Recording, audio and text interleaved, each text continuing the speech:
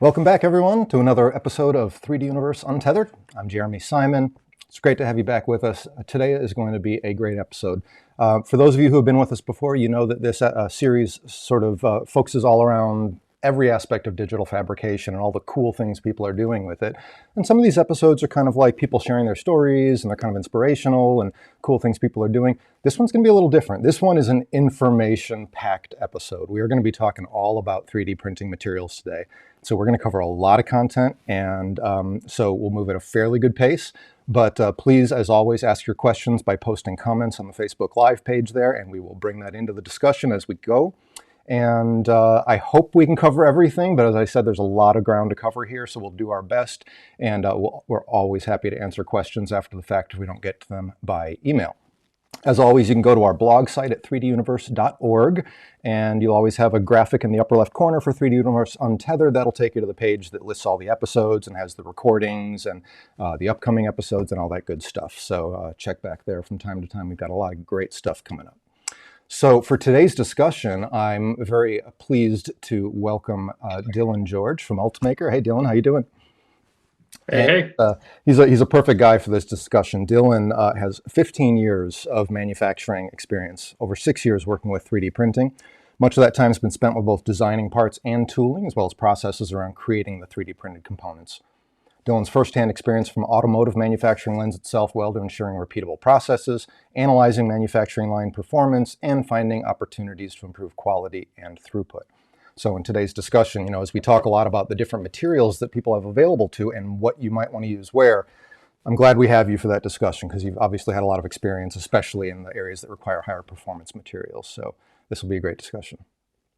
Yeah, it's going to be a lot of fun. Thanks for having me.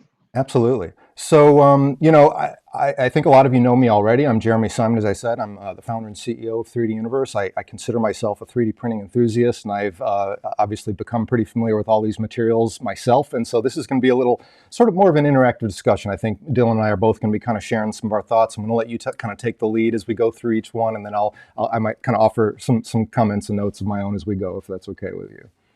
Of course. So let's dive into it. I'm going to pull up some slides. We usually don't use slides in these because we do put these out in a podcast form as well for people that prefer to just kind of listen to these.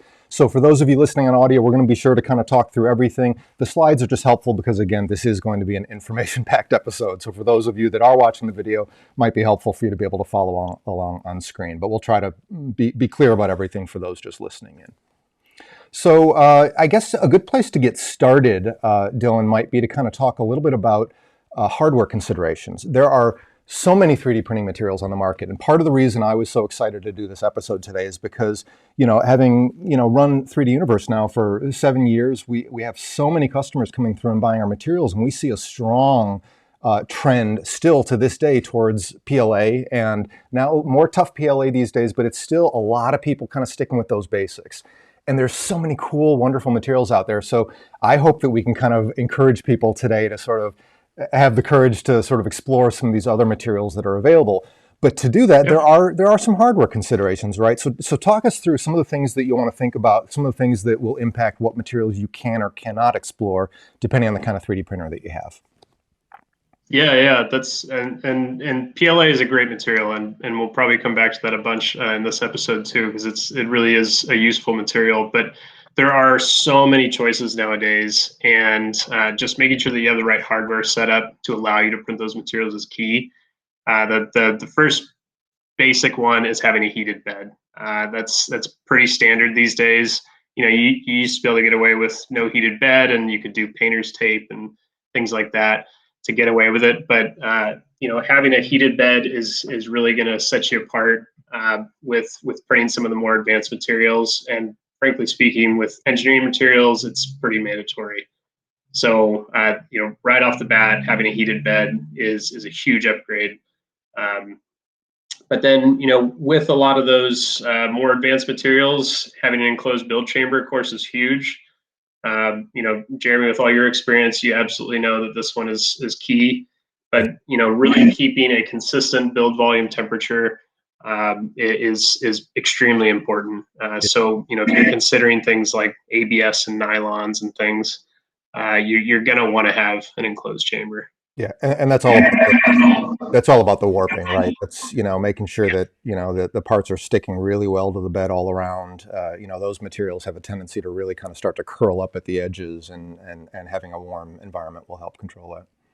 Yeah, absolutely. Yeah, I kind of think of it as when you're printing the part, you have this kind of thermal battery that is holding on to that heat, and so you want all the heat around that part to be as consistent as possible. You don't want that heat to very quickly leave the part while you're still trying to print it. Yeah, yeah. So And I meant yeah, to mention this at the beginning, by the way. Obviously we have you here from Ultimaker. Our discussion is going to be a little bit Ultimaker sort of oriented today, but it's by no means exclusively about people using Ultimaker printers. And that's why we're covering this here, because of course all of the Ultimaker printers have heated beds and that sort of thing. But other people watching this might be using other printers that don't. And I'm hoping that we can educate, a wider audience than just our Ultimaker users. So that's why we're covering some of this stuff here. yeah, of course, and adding a heated bed aftermarket is something that is a lot of folks are really capable of doing themselves too. So it's a fantastic upgrade if you don't have one. But yeah, like you mentioned, the Ultimakers do come with those pieces standard. So And I would just to clarify for those who may be wondering specifically about the differences. I mean, when you do not have a heated bed, you're pretty much limited to PLA and TPU, as far as I'm aware. I mean, there might be some other materials that you can get to stick, but for the most part, those are the two that are going to work effectively. And when you think about this, you'll get the impression after today's session. I mean, there are so many other materials; it's pretty limiting. so many. Yeah, so it's a pretty limiting factor. Yeah. Yeah, so I mean, all these three main points here are for including the adhesive. They're, like Jeremy, like you said, they're not mandatory, but the having them is going to make your life a lot easier if you're trying to print these more advanced materials. So, yeah, so I don't know that we touched on the air filtration, but that would be for Yeah. more important for some materials than others, right? I mentioned ABS here as one of the Mm-hmm. examples that people would probably want to have some filtration for. More Absolutely, yeah. more so than PLA. So that'll be. Yeah. If you're printing ABS, you're going to want air filtration. If not, you need to exhaust out of the room. Have good filtration for your room. And then I think we're going to go into bed adhesives later too. But there's some really important reasons to have bed adhesives. But there's so many to choose from. So really picking the right one is really important. Yeah. So I don't know if you have any you want to mention, but yeah. So you and I had talked about this a little bit leading up to this. So I know you and I are both kind of fans of the Magigoo adhesives, and we, I'll just mention we do offer these, the whole line of these at 3D Universe, and we also offer some other adhesives that we've found work well too. But I got to tell you personally, every day when I go to print, it's Magigoo that I'm grabbing. It's just that's what works consistently, and I love how it kind of releases the print when the bed cools down. Really nice stuff. Oh yeah, it's beautiful. Yeah, and we don't make Magigoo, but we find that it's an amazing product, so we just use it. One of my favorite things about it, other than the fact that they're all water soluble, is that it's a liquid form. So when I lay it down on the bed, it self levels. I don't have ridges from glue stick or anything like that.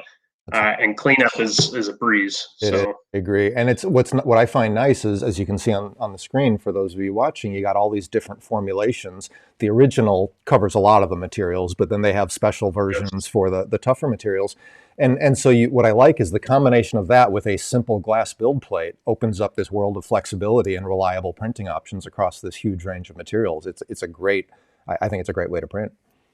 Yeah, it is. One of my favorite ones from Magigoo is their polypropylene Magigoo that you're showing here on the screen too. It's polypropylene doesn't stick to darn near anything. That's right. But using this polypropylene Magigoo formula, it's amazing. I mean, both release when you're done with the print, but also during print. So absolutely. It's great. Absolutely. So by all means, use the right adhesive. That's going to be part of the success to whatever material you're choosing. It's certainly going to be more important as you get into those more advanced materials. So I want to dive in now because we've got a lot of ground to cover today. So again, I apologize the fact to the audience if we're kind of going a little too fast, but there will be a recording of this. But we want to cover a lot of ground because the whole point here is we want to give you kind of a taste of what's out there, of all these different materials and where you might want to look at experimenting with one or another of these. So maybe talk about some of the general concepts that are going to be involved in the discussion of any material kind of going into this. And you want to kind of take the lead here again, Dylan?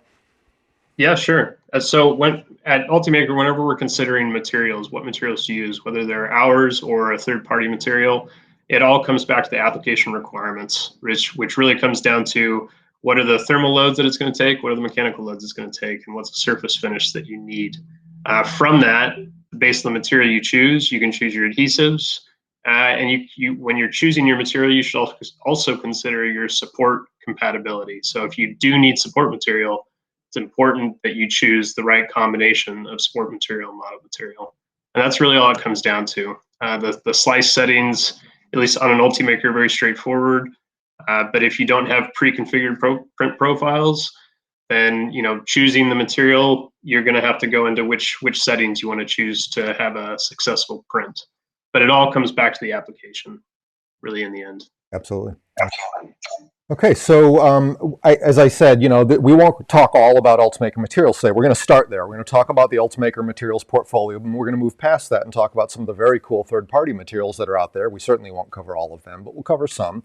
But starting kind of with the Ultimaker stuff, I did want to talk a little bit about we do have a lot of Ultimaker customers, and I suspect some of them are joining us today. So for those people that do have an Ultimaker machine, the latter models, the types that have the automatic material detection and some of that, let's talk about some of those benefits a little bit. Let's talk about why would you use Ultimaker materials versus some of the third-party options that are out there. And again, maybe you can start us off on that, Dylan. Yeah, sure. I mean, so one reason is if you are a customer that's looking to track your material usage, so the auto detection of what type of material it has just makes the workflow really easy. So the less time the less time you spend setting up your printer, the more time you can spend printing. And all of us are trying to create parts, and that's what we want to do. So auto detection makes things really easy. It allows you to track the material that you're using, so your material consumption. But it also, if you have a Pro Bundle, for instance, one of our products, if you load two of the same material, it will auto detect. And if one of those materials runs out, the machine knows the other material is located also in the bay, and it can just simply auto change over to the next material. So that's a huge benefit. Absolutely. And I don't know that we'll have time to get too much into that today, but I would agree with that 100%. There are some extra benefits, let's say, to using the Ultimaker brand material when you are using the Pro Bundle, that's for sure. Just in terms of how it lets you manage them and recognition of different colors and things like that. Yeah. Yep. Yeah, and then a huge one is ready to print profiles. So, the profiles are already created for the material. It's auto recognized when you load it, and as long as the material is the same that you sliced with, then you're ready to print. Yeah. Including, let's add those new intent-based profiles, which are really nice for the out there. That it makes sure you have the latest version of Cura, and with many of the Ultimaker materials, you're going to see that there's these intent-based profiles. So what's most important to you? Visual quality, or the fit? Is this an engineering part that you need to have exact dimensions and tolerances? Or do you just want to do a quick, draft print for evaluation? They have ready-to-use profiles for each of those scenarios, making it so easy to get your prints set up for different scenarios. Really like that feature. Yeah, it's a great one. So let's see. And then you also have here on the screen one-click access.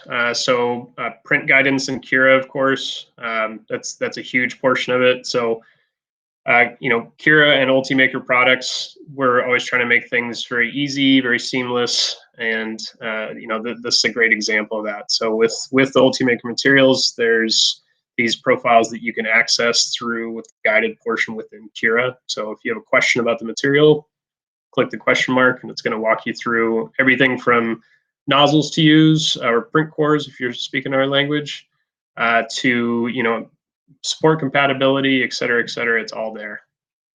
Very nice. Okay.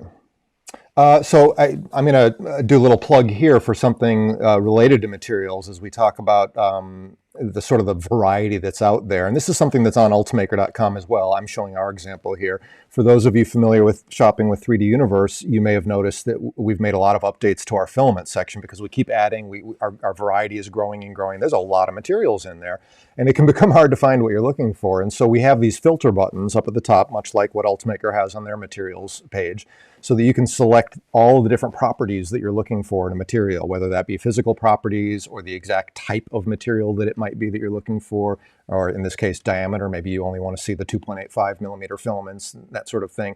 And as you select these different filters, it's going to continue to automatically narrow down your selection of what you're seeing based upon what's matching those criteria. So very powerful, makes it much easier to find the type of material that you're looking for amongst the growing collection that we have there. Yeah, I love that feature. And then Dylan, I'll let you maybe touch on the marketplace and what that means for all the many, third-party materials that are out there and growing, and how that makes it easier to use those. Yeah, very similar in concept to what you showed here. And so, if you're looking through the Ultimaker marketplace, and you can either look for plugins or materials. And so if you're curious about a certain material property, or you're coming from the standpoint of developing your application and you need a certain type of material, you can filter for those attributes here. So, if you're walking through the grocery store and you're looking for that exact product, this will help search and show you the aisle where you need to find it. So this is a really nice, easy way to do it. And the wonderful thing here is that little button up there in the right saying "Add to Cura," so you got a one-click profile that you can add, ready to use with all the settings you need to be effective with that material. So that's a real nice helper. Yeah, I love that. Yeah, so just click there, and then that's going to add it to Cura. It's beautiful. Absolutely. Okay, let's see. Okay, so let's get into the materials. We'll start with, obviously, PLA. This is the one that so many people start with, which is a good idea, I think. What I am not as thrilled about is that a lot of people end up sticking there and never explore beyond that. But let's talk about the PLA and start with kind of the basics. You want to kind of talk us through key features and where would PLA be a good fit, Dylan? Yeah. So, there's a good reason why PLA is the most used material for desktop 3D printing. It's really easy to print. It's also it's a pretty great material from a material standpoint. So it's actually very stiff. It's fairly strong for what it is. It's inexpensive material. So we'll use it a lot in the professional sector for printing our prototype version of the final material. So if you are interested in getting into new materials, but you have been using PLA for so long and it's nice and inexpensive, you maybe don't want to move away from that, you can still print in PLA and get your object to be how you would like it to be, and then shift over to your glass filled nylons or your carbon filled nylons and things like that and get more advanced. But PLA is great for printing fast and printing reliably almost no matter what. It's pretty difficult to mess up PLA. Agreed. And I would 100% agree with the, sorry, we're getting a little feedback. Let me adjust my level here a bit. Okay. I would certainly agree with the, PLA being all about the visual quality. It's got a great surface quality. I have an example here. I don't know how well this will come across on the camera, but here's a print that I did that has all these tiny little intricate details, like the flower that she's holding and stuff. This was printed on an Ultimaker in PLA. And just really nice detail on tiny, intricate little geometries like that. That's where I think PLA really shines. Yeah, I would agree. Okay, so let's get into some of the more other technical side of it. Kind of talk us through this in terms of the details of what PLA can be used with and tips and tricks. Yeah, so it's really great with both of our types of model material. So breakaway, or you can of course use PLA, but if you have a dual material capable printer like the Ultimakers have, then you can use breakaway in PLA or PBA in PLA if you wanted a water soluble print support material. Yeah. And then it's really friendly with all the different print cores too. So you can print things really small with a 0.25 nozzle, like Jeremy was talking about, all the way up to a 0.8. Yeah. And we tend to use 0.8 when we want to print really fast and iterate really quickly. And then we can always switch back down to a 0.4 if we decide to do so. And then as far as tips and tricks, cooling is the name of the game. So having good cooling will really help you, especially if you're bridging and things like that. But generally, we print with skirt. I don't know if you use any sort of build adhesion tricks with PLA. It's pretty darn friendly. Pretty easy. Yeah, you really don't need anything at all. I use Magic Glue Original just out of habit. You probably would be fine without it. Yeah. Yeah, I agree. Okay, so on we go to tough PLA, sort of a cousin of PLA that is becoming more and more popular. Talk us through this, the key features. Yeah, so PLA is a great material. Tough PLA is sort of the impact-resistant cousin of PLA. We like to call it an ABS replacement because it really does a lot of what traditionally you would use ABS for when printing products. But tough PLA is fantastic anytime you have an impact sort of application. So in this case, Volkswagen has this lug nut driving tool, and all day long it gets beat and battered with this tool. So it's a perfect reason to use tough PLA.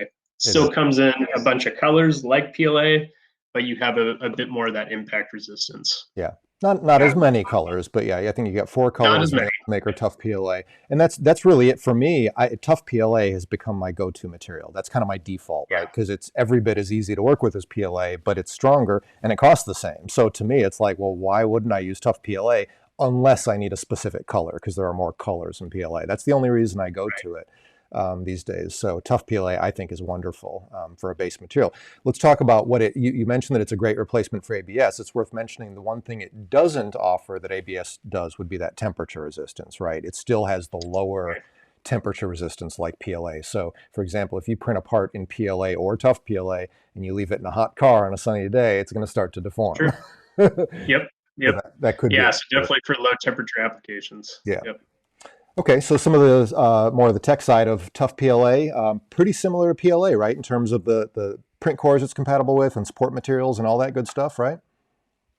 Yeah, it's really, I would say that it's really the same as far as the approach goes. The one caveat is that some folks will not use any bed adhesion and they have a glass plate, but it's important to use some sort of adhesive on the bed if you have a glass plate, because tough PLA will bond so well to the glass that you could risk chipping the glass. So I've done it a bunch, unfortunately. But if you use adhesive like Magic Glue Original, it'll come right off. Absolutely, good tip. Okay, on we go. So ABS, you just mentioned this. Talk to us about where this would be a good fit. What are the key features of ABS? So ABS, really traditional FDM, FFF material, it prints beautifully. So if you're really looking to hide layer lines, ABS is fantastic for that. The prints are just gorgeous. It's also really good for functional parts. So, a lot of products in our day-to-day lives are made with ABS, and it's for a really good reason. So that's right. If you want strong parts, ABS is a great way to go. Yeah, I like to use the Lego analogy. I think Legos are made out of ABS. That's something that a lot of people recognize. It is a petroleum-based plastic, right? So it's maybe not quite as environmentally friendly as a PLA, but as Dylan said, it has some wonderful printing properties. You really get a nice finish. And one of the things that I really like about ABS is, for those of you that want to get a little bit more adventurous, is the ability to post-process using acetone vapor. I grabbed a sample here. So this is just a 3D print that was done in ABS and then treated with an acetone vapor. And you can't see it too well, but it gets this really nice, glossy, shiny, smooth finish because it basically melts the outer, surface of the ABS. So it's a really cool kind of a technique when you're looking at that kind of a visual, result. Yeah, and if anybody's ever done vapor smoothing, it's a pretty straightforward process. And if you're just looking for smooth layer lines, you can also brush it on as well. That's right. You kind of get as creative as you want. So. Absolutely. So in terms of the tech side of dealing with ABS, what kinds of print cores and support compatibility are we talking about here? Yeah, so let's see, pretty similar to PLA as far as print core compatibility. You can use all the different print core sizes. You're left with using either ABS as the support material or switching over to breakaway if you wanted a really easy removing support material.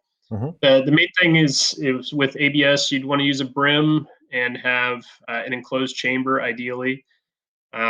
And try and minimize the number of sharp corners. So if you really have a sharp corner that's adhering to the bed, it has a tendency to lift and warp from the bed. So we found that increasing the brim as much as you can and avoiding sharp corners is a good way to go. Yep, that's a good tip.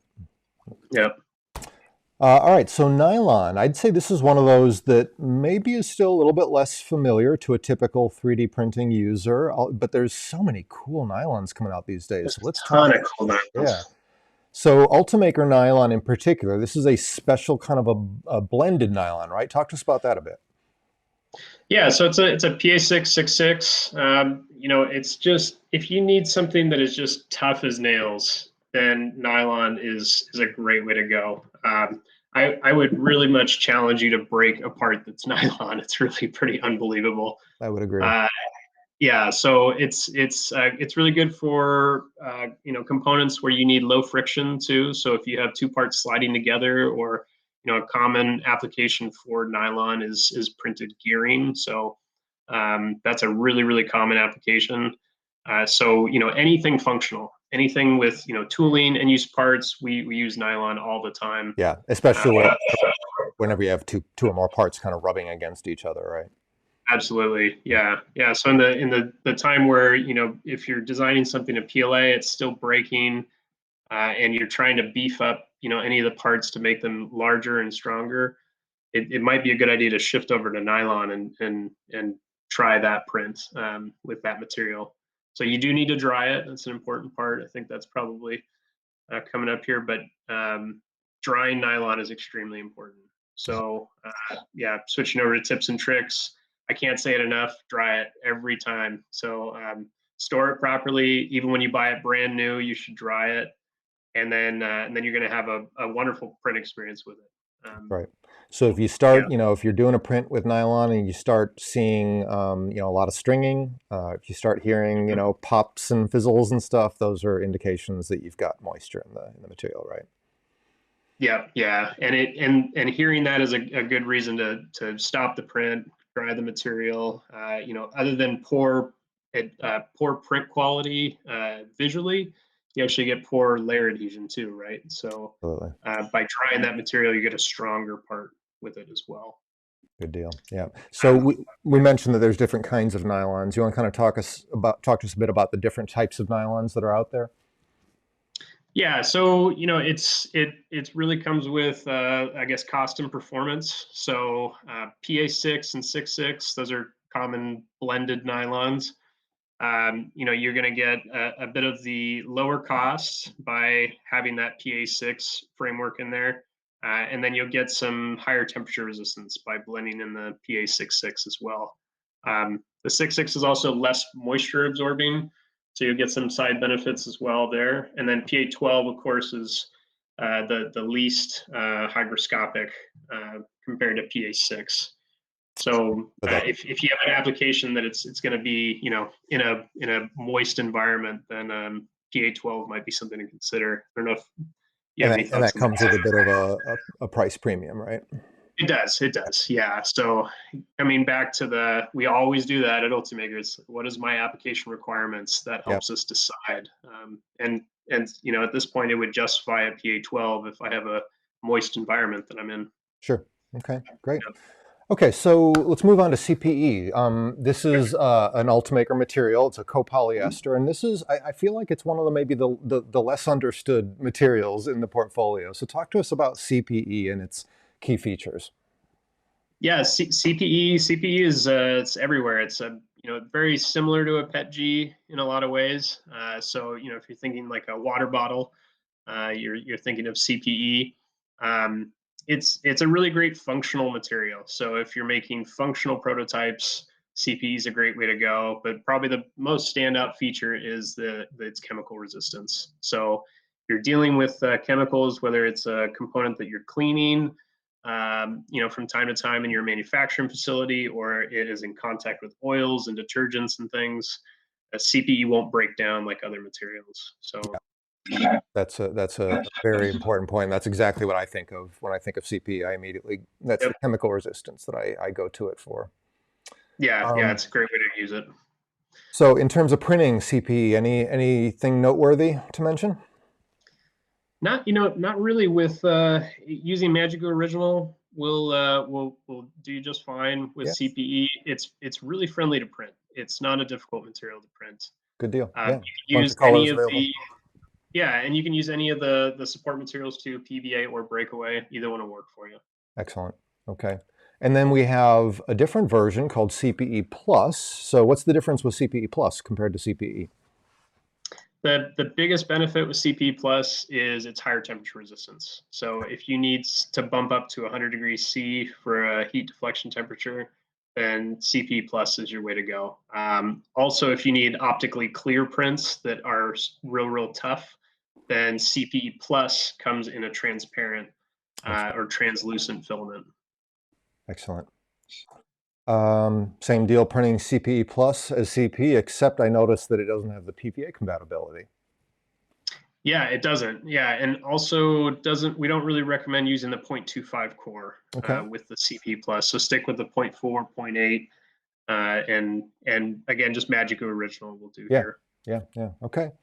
So then we get to TPU 95A. So we get into the flexibles here. So, Yeah. and this is, this is one that a lot of people might be intimidated by because they've heard stories about what a nightmare it can be to print flexible materials, right? So talk to us about this material, but specifically, let's note that not all flexibles are created equal, right? So Right. this one is interesting because it's kind of designed specifically with Ultimakers in mind, right? Ultimakers are a Bowden tube. It's not a direct drive feed system.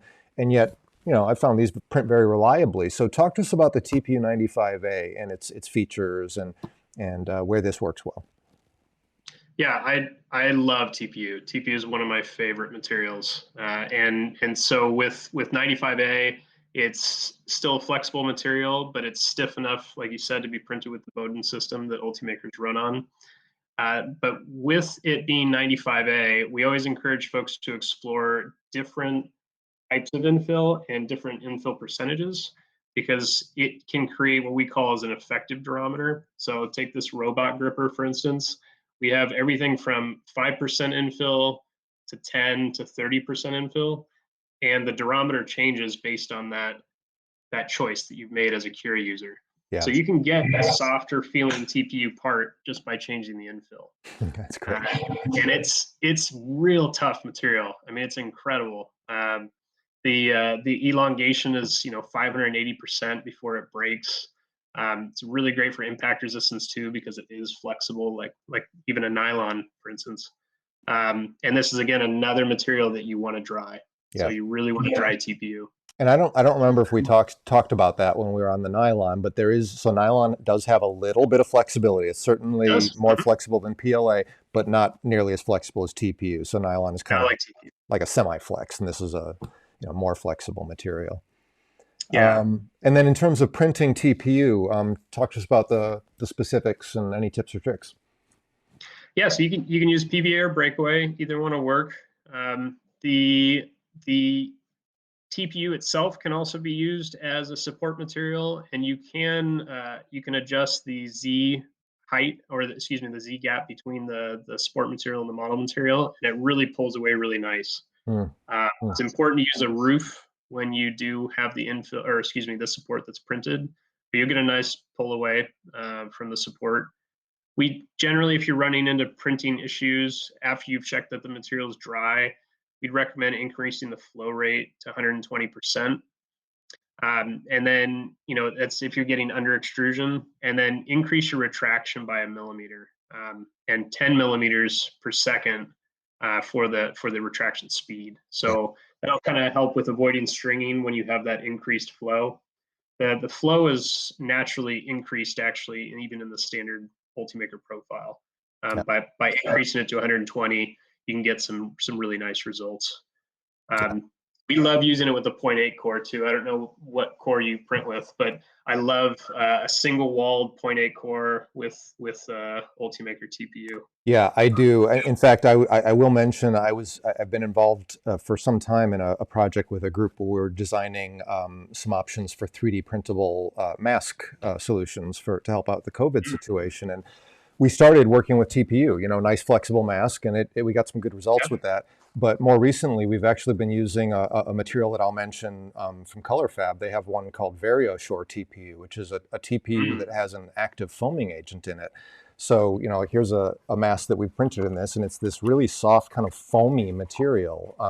Because what happens is when you print it at higher temperatures, this foaming agent activates and it kind of expands. So you actually reduce your flow rate way down to 60 or 65% when you print it, and then it foams up. And so what's wonderful is that you can create lower, you know, you can get lower durometers. You can go way below 95A and still it feeds great on an Ultimaker because in its filament form, it's stiff enough. So it's a very cool material for flexible too. I'm gonna have to check that one out. Yeah, it's a lot of fun. Okay, so talk to us a little bit about the different types of flexibles. There's a lot of different, you know, varieties, right? Yeah. So TPU is you know, on the temperature scale is lower than what you'd have with like a TPC. So you know, here for example, TPCs can resist up to 170 degrees C. And then you know SEBs or TPS. These are more engineering advanced materials. So they're not susceptible to moisture like TPU is. So there's no worries with having to dry them and things like that. Um, and they also just have a higher form of impact resistance and elongation. They're a bit more flexible as well. They're just I'd say they advance up the engineering chain as you go from a TPU to TPC and SEBs. TPC is also a bit stiffer too than TPU. Right. So if you are looking for something that is flexible, but maybe you know, doesn't feel like the sole of a sneaker, real soft, you might want to choose a TPC in that case. Cool. All right. So polycarbonate. This is another one that I really enjoy working with, and I feel like a lot of people maybe are, I don't know if they're intimidated by this or what it is, but talk to us about polycarbonate and what makes this unique. Yeah, so polycarbonate can definitely be a intimidating material. This is one you certainly want an enclosed build chamber for, because it does like to warp from the build plate if it doesn't have that consistent temperature. Polycarbonate is incredibly tough. So I reference polycarbonate or nylon whenever I'm looking for something really, really strong. Yep. But I don't know about you, Jeremy, but when I use polycarbonate, it's always if it needs to be strong, but also incredibly stiff. That's You right. know, so yeah, so if you have something mounted to a wall or a tool holder or anything that needs to be incredibly stiff, PC is amazing for Completely that. agree. Yeah, And then you also this have a sort of a transparent option in the polycarbonate, right? Yep. Yeah, you do. So you can click, you know, you can choose to have a transparent PC. So, you know, if you need something that's optically clear and you can just post process by wet sanding and buffing the material, you can get a completely transparent PC print. It's Very, also the highest temp Ultimaker material too. So 110C. yeah, very, very nice. All right. So talking about printing polycarbonate, you mentioned this can be a little bit more challenging. So what are some of the considerations here? Yeah. So, you know, some little extra maintenance on your machine is really important. So making sure to keep the nozzle really clean. We found that, you know, with the standard brass nozzles, using a brass brush to clean it in order to avoid any burn marks. So PC likes to stick to the nozzle, right, and then deposit onto the print. And so you can get some burn marks in your print. If you're using black PC, there's really no problem there. But if you do have a transparent PC, then that could be the issue. Yeah. Uh, It's worth and mentioning then also that, you know, some people, you know, not everyone will or needs to do this, but you have the option of having sort of dedicated print cores or nozzles set aside for each material that you work with. There are some benefits of that, you know, just so you're not, you know, worrying about what material was in there before and what are you trying to push through now and all that. It can be kind of helpful if you just have one that's just for polycarbonate, one that's for your nylon, and one that's for your, you know, PLA, et cetera. Yep, absolutely. And if you have multiple machines, I actually always encourage people to set up their machines in a dedicated fashion. So this one prints composites and this one prints flexibles, and Right. it's important to have a good clean workflow. Yeah. Um, yeah, and we'll cover infinite material solutions, Aquasis 120 material. But just a quick plug on that material here. It's if you haven't tried Aquasis and you've used other support materials before, that one you should absolutely check out if you're going into the higher temperature materials. All right, so polypropylene. This is a sort of a newer addition to the Ultimaker portfolio, or at least compared to the others, right? Yeah, polypropylene is awesome. So if you need something that's chemically resistant, polypropylene is a great way to go. It's also nice and flexible too. So we see this used a lot in the food and beverage industry. We see it used a lot in medical as well. Um, there's really a bunch of different uses for polypropylene. Just like nylon, it's a bit of a flexible material. So for living hinges, polypropylene is a great way to go. Yeah, especially But because those hinges, they're going to get you bent back and forth over and over and over again, and with the polypropylene, that won't break down over time, right? exactly, yeah, yeah. So it's a super durable material. Yeah, tips and tricks for this one. I think we'll go into on the next slide. Um, Polypropylene can be a bit more difficult to print. So if you set up your process in the right way, though, you really shouldn't have any issues. So same kind of deal. You'd want to avoid sharp corners to minimizing warping. And generally, I don't think it's very rare that I'd ever use 100% infill, but especially for polypropylene, try and keep the infill lower just to avoid warping. Um, and then when printing with a material, you can of course use polypropylene as a support, but Aquasis 120 again as a higher temperature material. Aquasis 120 is really fantastic for support material It with is. polypropylene. I think I've got a slide on that, so we'll be talking about that. All Sorry, right. my Yep. Alexa is going off here. Sorry about that, folks.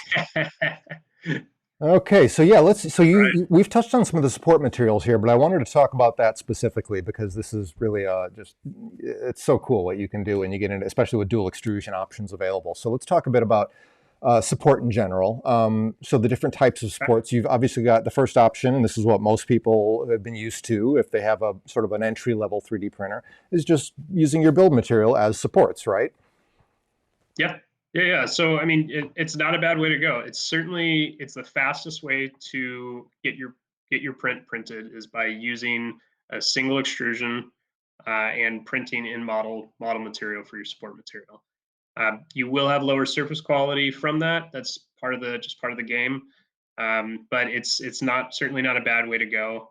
Some tips for that, is if you increase your Z distance for support, then it's going to be easy to remove the support material. And if you decrease it, it'll be a bit more difficult.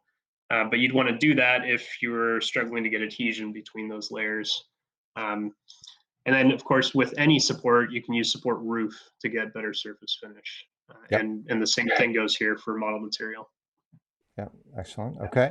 All right. So then after we use model material, then I'd say kind of a middle ground option. We've got breakaway. So what's different about breakaway as opposed to just using whatever material you're printing with? So breakaway is awesome. I feel like it's an underutilized material because it really you couldn't find a better name for it than just breakaway because that's what it does. So if you have an open cavity, meaning you don't have a cylinder that's in internal geometry to the part and you can't get to the model material, then you wouldn't want to use breakaway, just like you wouldn't want to use model material in that scenario.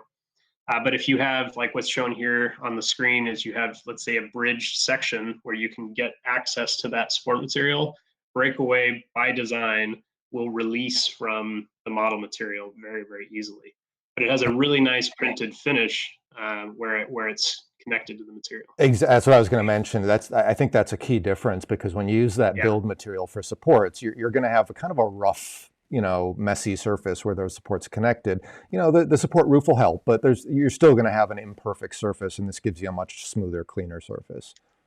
Yeah, it does, and it's important to check, which material is compatible with it. So for Ultimaker's case, it's PLA, tough PLA, ABS, nylon, Cpe, and Cpe Plus. So a lot of materials are compatible with breakaway. Certainly more But than the PVA, so you have more options here. Mm-hmm. Okay, and then after that we get into the PVA, the water soluble sport. So talk to us about where that is a good option. Yeah, PVA is huge. It's a game changer. So if you have a geometry that's really, really complex and is really not suitable for FFF, you can still print it with PVA as support, and then just dissolve the PVA in water. You can pour it right down your sink, and you're left with your beautiful print. I mean, yeah, like what Jeremy's showing on the screen is, it would be impossible with breakaway or with model material as support. But with PVA, you can easily do that. So it's like you said, it's less compatible with all the materials, but PLA, tough PLA, nylon, and CPE, you can print with PVA.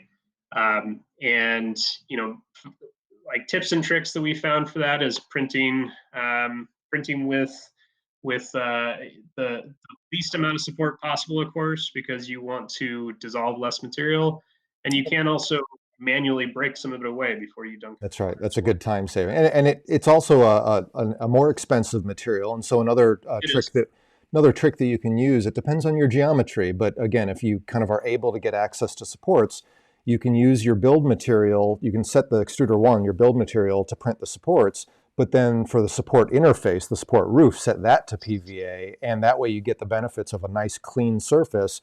But you break away all those other supports, and then you just have to dissolve a little thin layer of PVA. You don't use nearly as much PVA that way. It doesn't work unless you have kind of a more open geometry, but that's Sure. another nice tip for people that want to get kind of the best of both, Yeah, that's a really good trick. Yeah. Okay, so dual extrusion. You can have all kinds of fun with dual extrusion. So let's talk a little bit about the different possibilities. What can you do with a dual extrusion printer? You want to talk us through that, Dylan?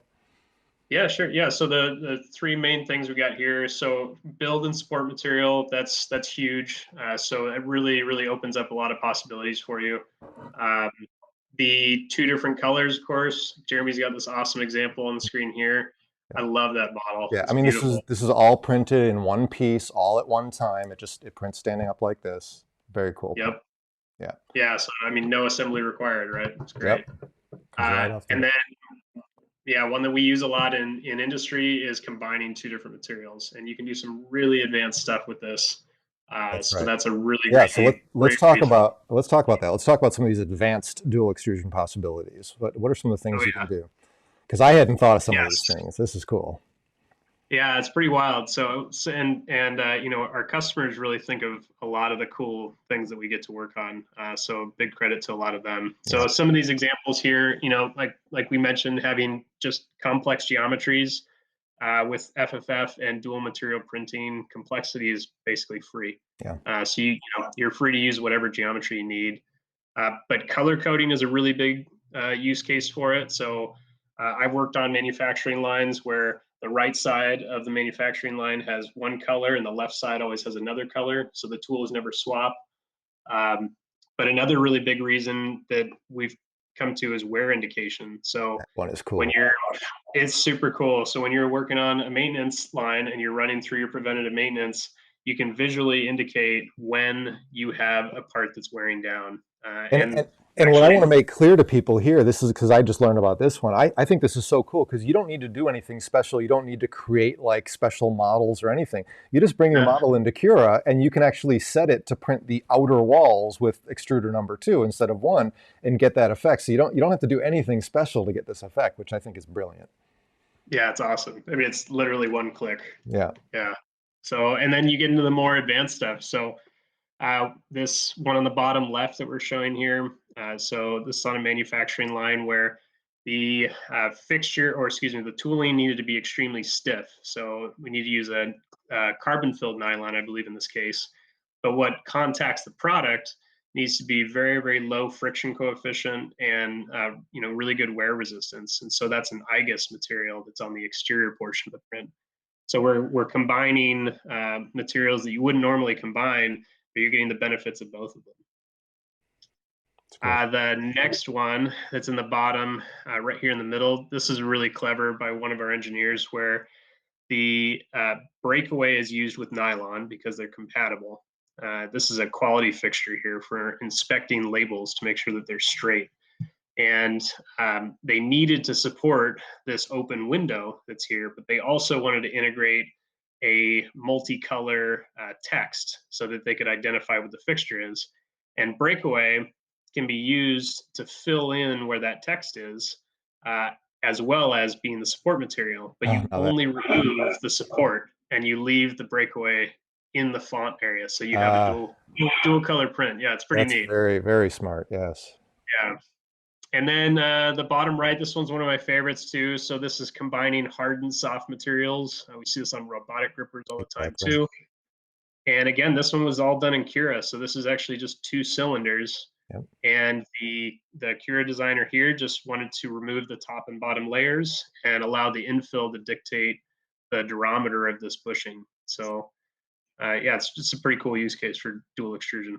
It is, and it's also a neat, example of something that maybe we'll talk about in another episode when we focus more on the slicing side of things. But the fact that you can Yeah. get so many different effects, not just by the material you're choosing, but then there's the whole side of how you set up your print, what kind of infill, not only how much infill, but there's all different infill patterns and so many different slicing settings that will also change the results and the quality of that material. There's a lot of variables you can play with, right?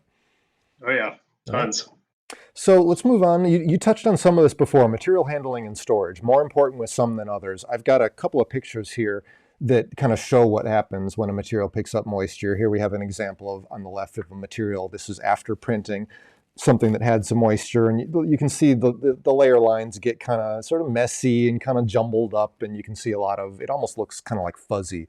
And then on the right, we see an image of the layer lines being nice and clean, very distinct and easily recognizable. And that's what you expect with a nice, well-dried material. So just a good visual example of what you were talking about before, Dylan, of definitely making sure, especially with your nylons, your PVA, you're more, those materials that are going to take on moisture more easily. It's especially important. Yep. So I mentioned stringing before. There's a couple of images on screen here that show, like, if you start to see a lot of stringing on your prints, usually a good sign of moisture. I mean, there's some settings that can help to control stringing, but if you see this, you don't want to go and start cranking up your attraction settings. You want to go and dry that filament in most cases, right? Yeah, especially if you've printed this model before in the same material and now you're seeing Exactly. stringing. Exactly. Yeah. That's a great indicator. Yeah. Okay, so a lot of different materials, and they all behave differently with regards to moisture. You want to just kind of give us a bit of an overview of that?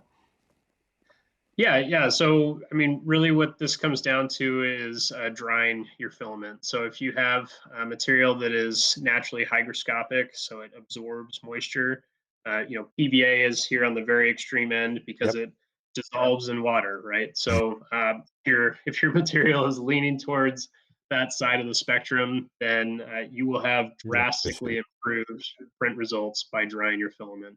So Absolutely. anything from TPU, nylons, and PVA, of course, you really want to dry them. Absolutely.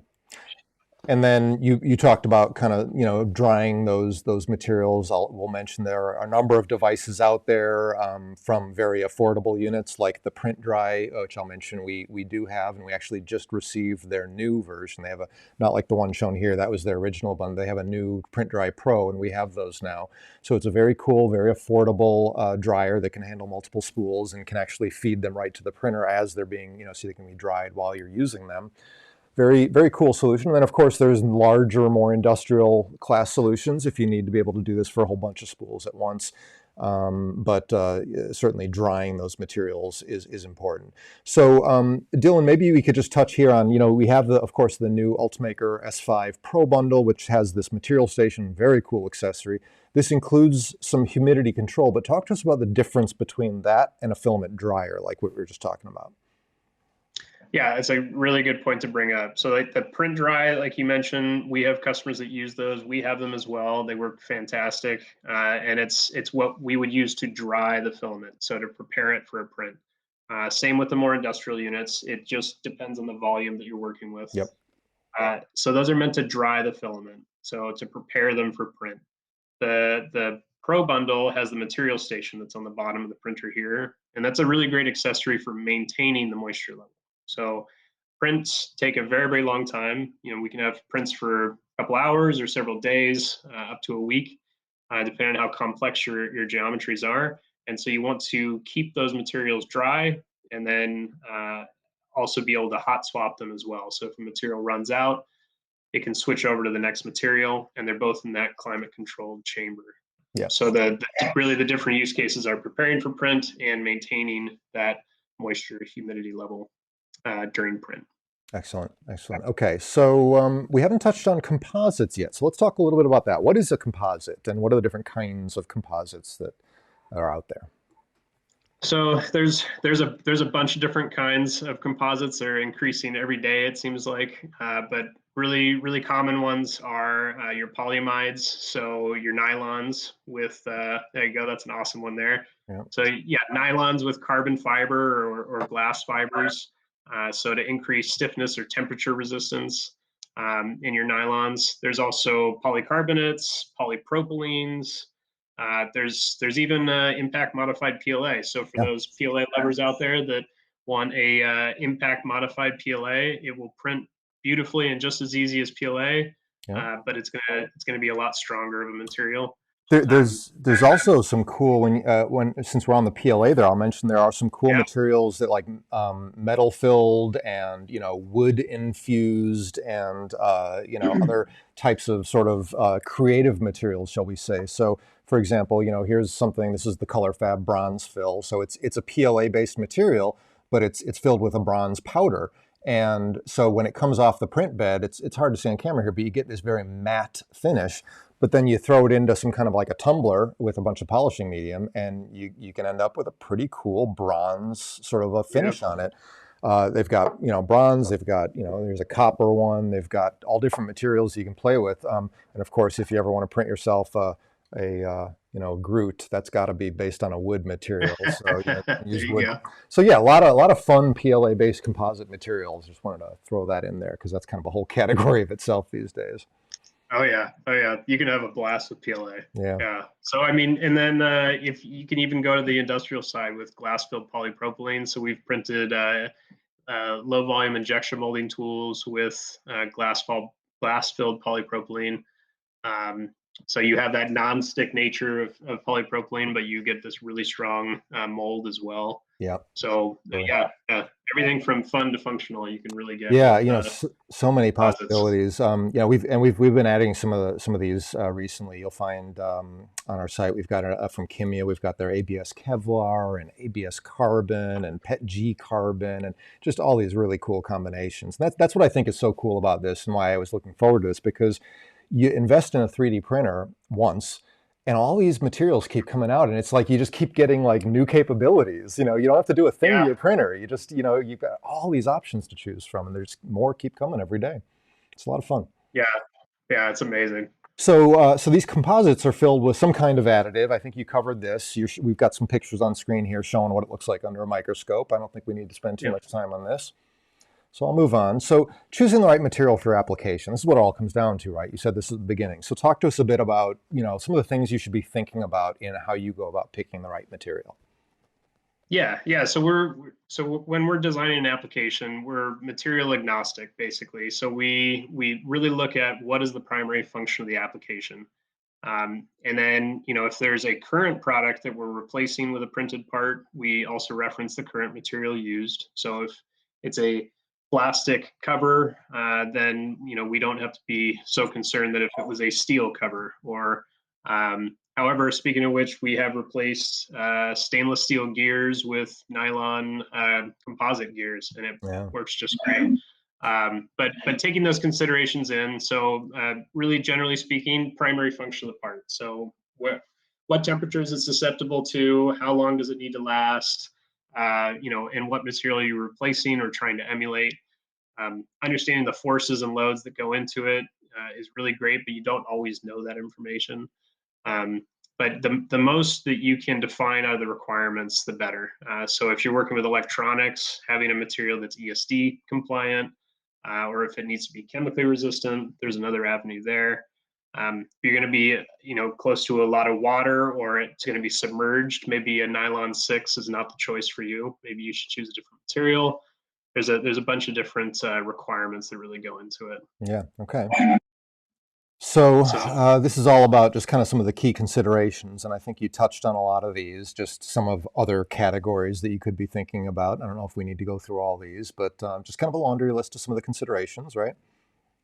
Yeah, what I'd say is just focusing on what that requirement is. There's usually a key requirement or just a handful of them because like we've noted, there's so many materials now, it can get overwhelming. That's right. But find confidence in you knowing the application. So if it Exactly. really is important that it needs to be food safe, you just dialed down the list quite a bit. And That's so right. you know which ones you can choose from. And that's exactly why we built out the both of our sites in that way, where you have those Yeah, filter yeah, buttons. So it starts with your intent, and you just kind of start to zero in on the material by selecting the qualities or the sort of physical properties that you're looking for, and you'll find your way to it.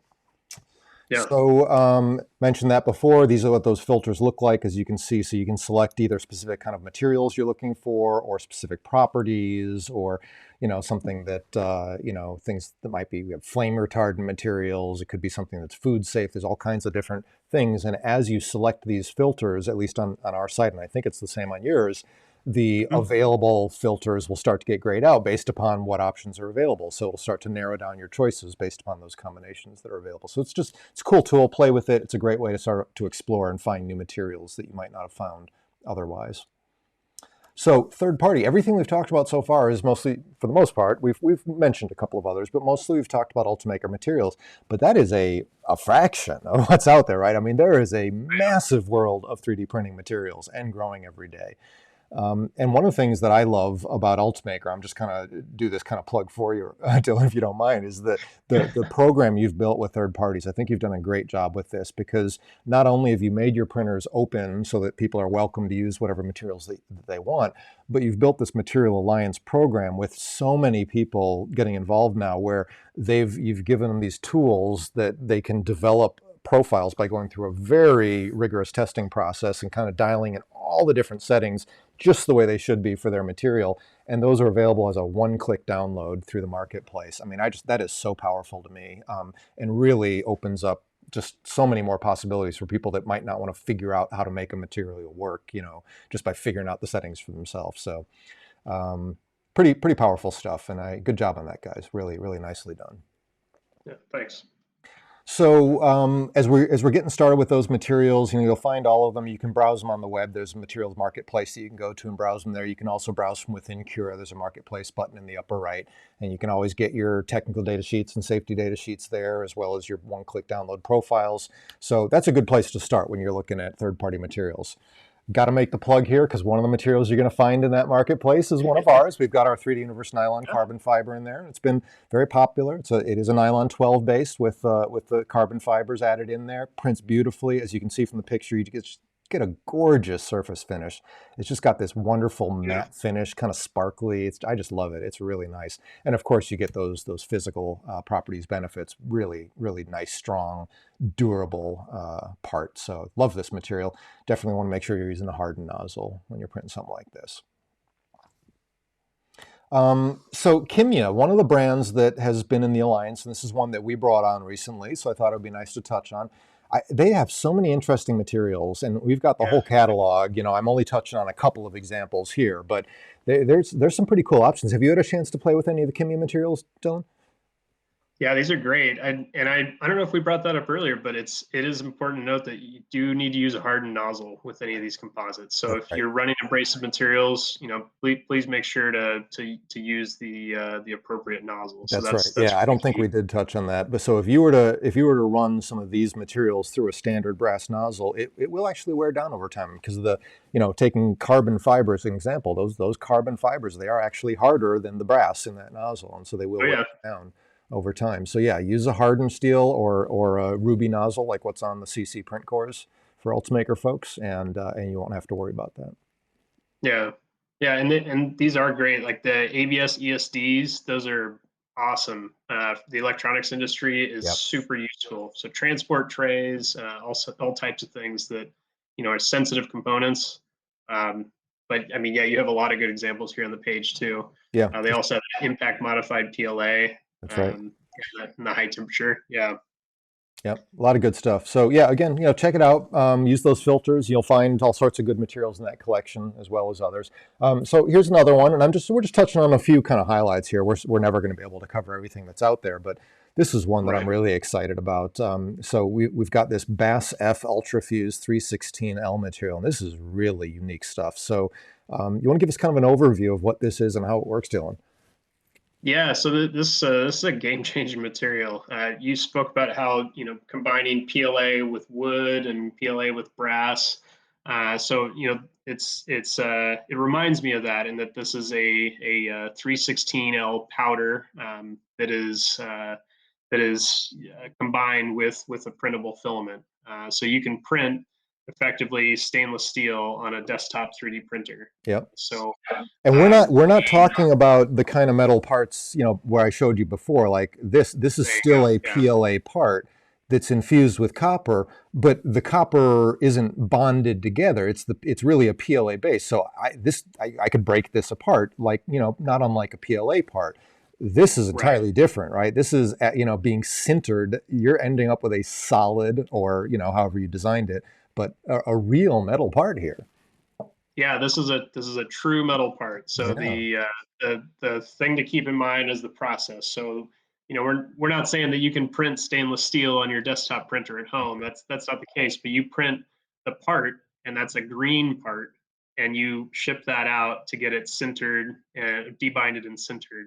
Right. And so that process is an industrial process where it removes the polymer from the part, and then is sintered to make a real 316L stainless part. Yeah. So in the end, you're getting a real metal part, which is And pretty and wow. and we make this really easy. We offer spools of this material, and we offer processing tickets. So you buy these tickets, and each ticket allows you to send in up to a kilogram of printed green parts, and they will do the debinding and sintering over at DSH and ship those parts back to you. So you don't have to worry about finding the right partner or getting the right equipment or anything. It's all made very easy for you. So any FDM printer, really any desktop FDM printer that has the ability to print these types of composite materials, you can now make real metal parts. It's pretty exciting. Now it does change the process a bit in terms of your designing and how you're printing, because there's some scaling considerations here too.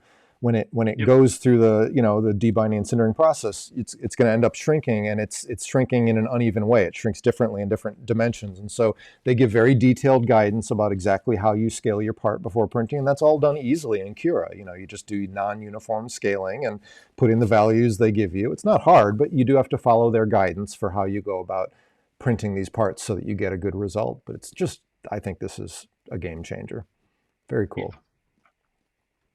Okay, so what else we got? You've talked about this one. Here's another really cool material, Aquasis 120. Talk to us about what makes this unique and where this is useful. So Aquasys 120 is also a game-changing material. This is great if you're printing a lot of higher temperature materials. So PVA is the water-soluble material that Ultimaker offers, but there's a temperature limit for PVA. So when you printing higher temperature nylon carbon fibers, like what Jeremy was showing earlier, then switching over to Aquasys 120 is a really good way to go. Not only is it a really fantastic support material, but it's also water soluble, and it's compatible with high temperature materials.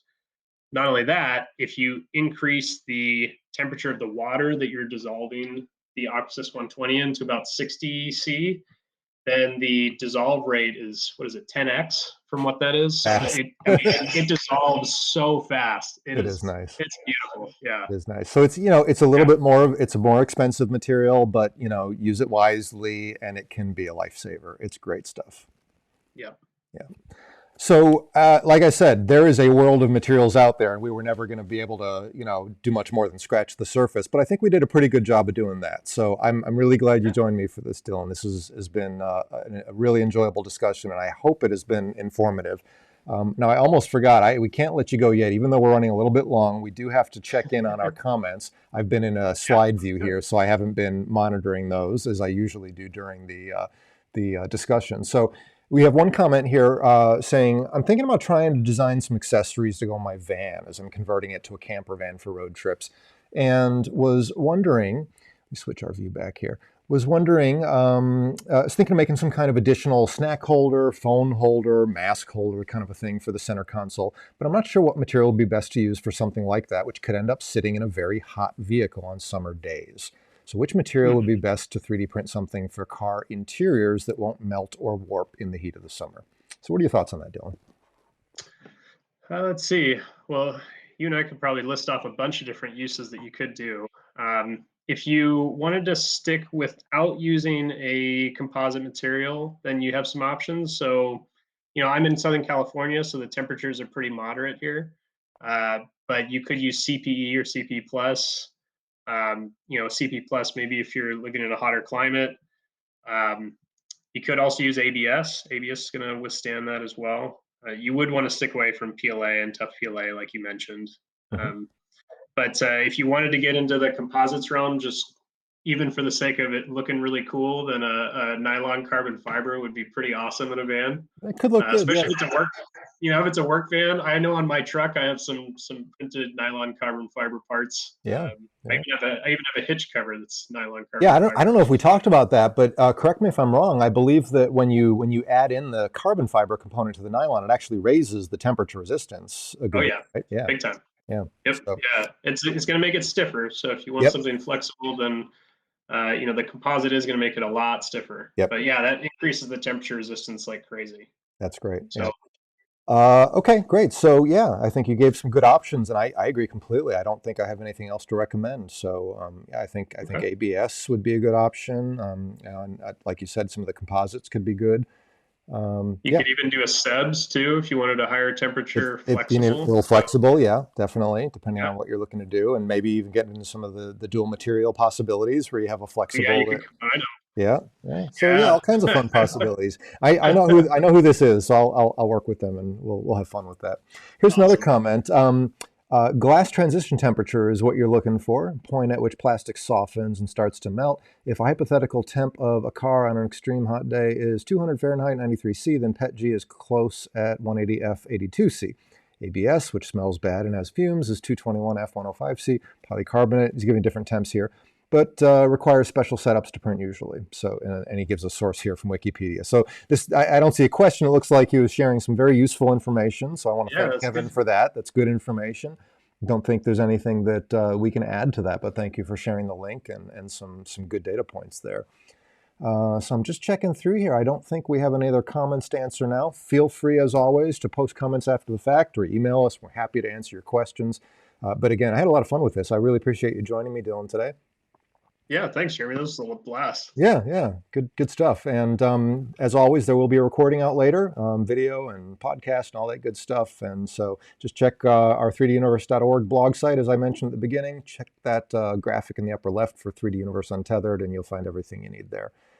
So I want to thank everyone for watching, and we'll see you next time. And I do want to mention, if I may, just plug the next episode in 2 weeks. I do hope you'll join me. This is going to be one that I'm really looking forward to. I'm going to be doing just kind of a general 3D printing Q&A.